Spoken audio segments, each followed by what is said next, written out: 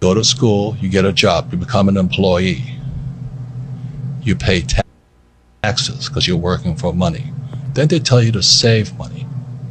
Do you know why they tell you to save money? Because the system of banking has nothing to do with communism or capitalism. It's the banks run the world. The rich run the world. They don't care if you're communist or capitalist. So let's say you save $1 US or €1, 1 yen. The banking system can lend out 10. So the entire system is called the fractional reserve system. The fractional reserve system is also printing money.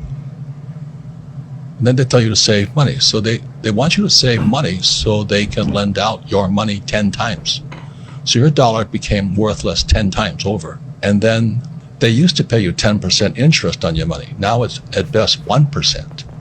And they're still lending it out 10 times. So that's why you don't save money, is because your money is becoming worth less and less and less and less and less. The banks are getting richer and richer and richer. Then they tax you on that interest they pay you. That 1% interest, if they pay you that much. Japan is 0.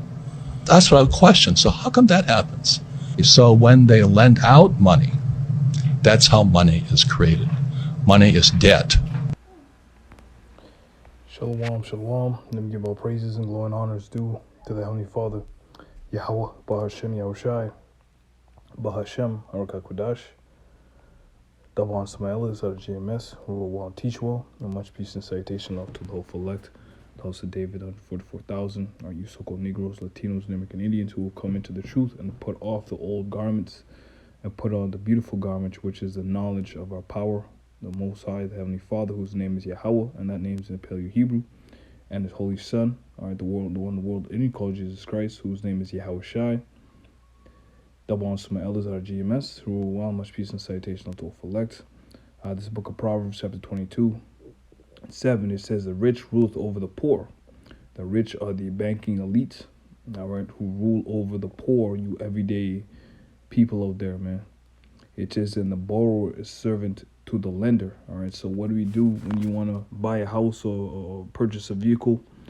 You need to borrow money from who? From the banking system, all right? The corrupt banking system, which is Ammonite went into. This is a popular, well-known quote. This is a Rothschild. So let's turn it sideways here, see if we get it. This is a quote by Meyer Amschel Rothschild. It says, "Give me control over a nation's money supply, and I care not who makes its laws." Why? Because at the end of the day, man, the scriptures say money answers all things. Let's go here. Money. The scriptures also say money is defense. Money answereth all things. This is the book of Sirach, chapter let me just go here. It's like Sirach chapter 10 and 19. "A feast is made for laughter, and wine maketh merry." All right, maketh merry, but money answereth all things. All right, so people are gonna do anything. All right, and you notice that nowadays, it's no doubt nowadays people are able to, compromise whatever integrity they initially had, just to promote a lie, so they can continue, their existence, their profession, you can say. All right, not speak about the Beetlejuice, So it says, verse 19, "A feast is made for laughter, and wine maketh merry, but money answereth all things." Here's our quote. All right, "Give me the control of the nation's money supply, and I care not who makes the laws." All right, let's jump to the book of Habakkuk, because he mentioned, the money gets weaker and weaker and weaker, while these elite, all right, get richer and richer and richer, man. Let's go to the book of Habakkuk, chapter 2, and I believe it's Harold Ford, all right, the Ford company head there back in the day, said, if people knew how the monetary system worked, all right, there would be an overthrowing of the government overnight. all right, because of this, or these people are, they drank the juice. In other words, man, this is the book of Habakkuk, the second chapter, the 5th verse. It says, yea, also because he transgressed by wine. Wine is a philosophy, a system of belief. And the word credit goes back into credos, which is Latin, which means believe, to believe. All right, credos means to believe. So when you receive credit, it's not actually money. All right, it's just a digital. For example, you look at your bank statement and it tells you have a certain amount of money in there. That's just a digital record. But is there actually money in a box waiting there for you?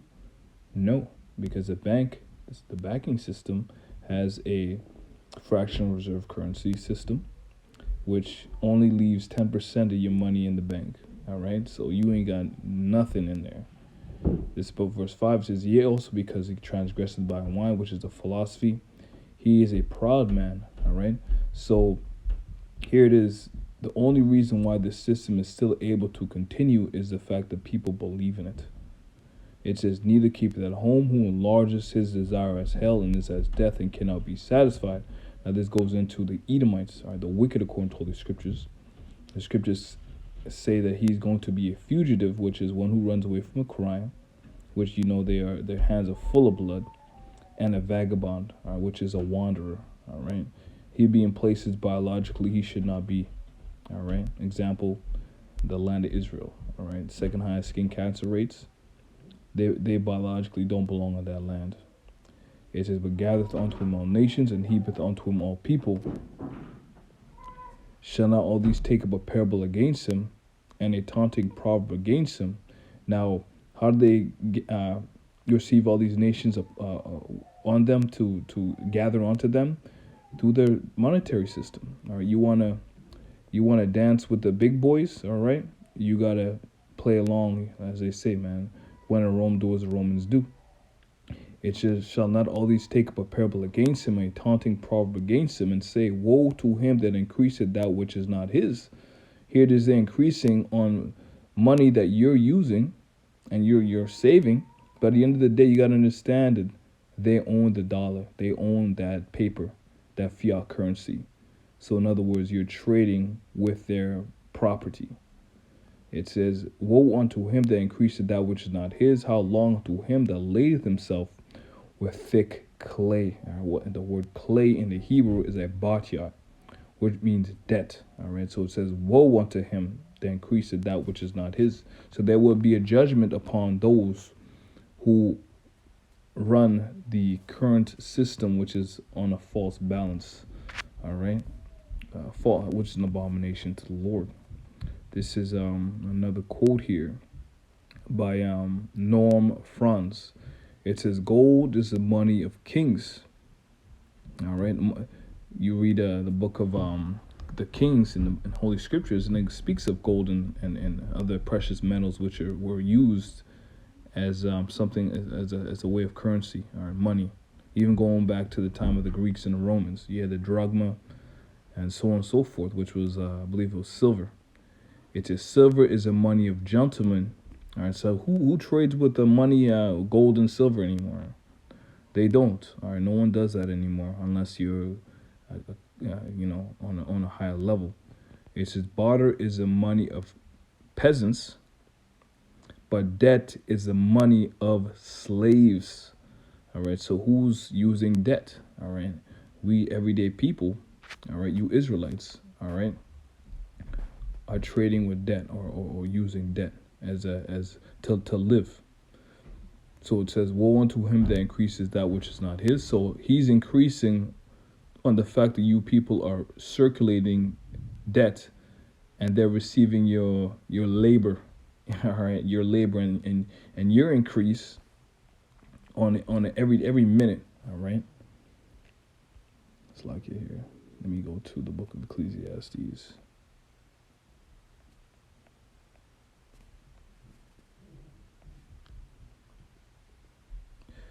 This book, Ecclesiastes 10 and 7 says, I've seen servants upon horses and princes walking as servants upon the earth. All right, servants upon horses. Who are the servants?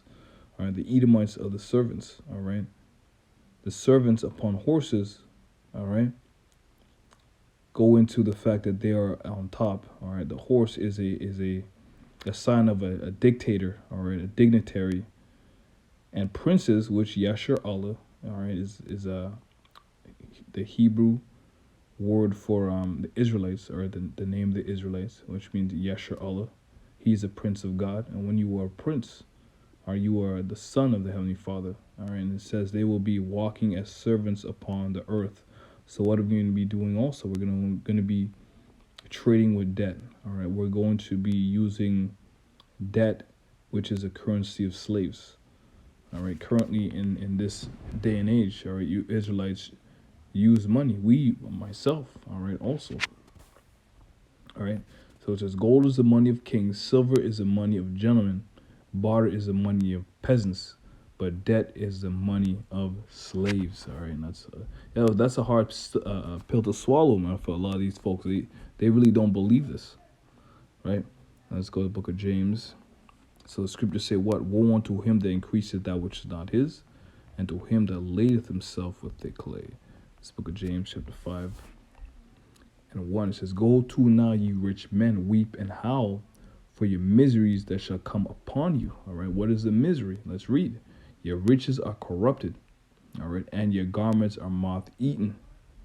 Your gold and your silver is cankered, so it means it's tainted, and the rust of them shall be a witness against you, and shall eat your flesh as it were fire. Ye have heaped treasures together for the last days. Verse 4, it says, "Behold, the hire of the laborers who have reaped down your fields." All right, so that's what they've increased on through laboring. All right, buildings are built, cities are built, and they own them. All right, you go to your stadiums and your workout facilities. You know, the big ones that have tracks and so on and so forth. All right, big buildings, and you find out banks run these. All right, banks built these facilities, man.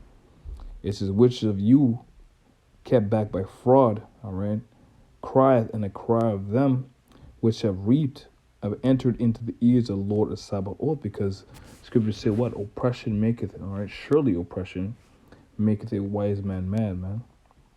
Let's go to the book of Ecclesiastes 7:7. Ecclesiastes 7:7. It says, "Surely oppression maketh a wise man mad, and a gift destroyeth the heart." All right, so it said what? It says hire the laborers who have reaped down your fields, which of you have been kept back by fraud. All right, so the scriptures say what? Because of unrighteous dealings. Let's go here. Unrighteous dealings.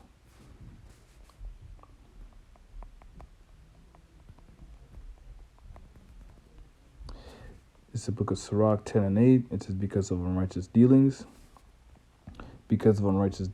injuries, and riches gotten by deceit." So how have they increased in riches? All right, through deceit, through having you believe that money is of value. All right. It says, "A kingdom is translated for one people to another." That's why the scriptures say, "Woe unto you, weep and howl." All right, you rich men. All right, Ecclesiastes 10:8, "Because of unrighteous dealings, injuries, and riches gotten by deceit." And you read about Esau and how he's lived by the sword, or by the deception, and who is a transgressed by wine, which is philosophy. All right, he's through.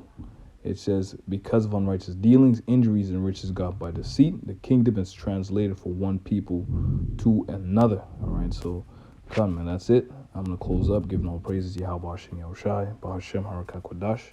Double honors to my elders of the great millstone, who will teach well, and much peace and citation of the Wolf Shalom.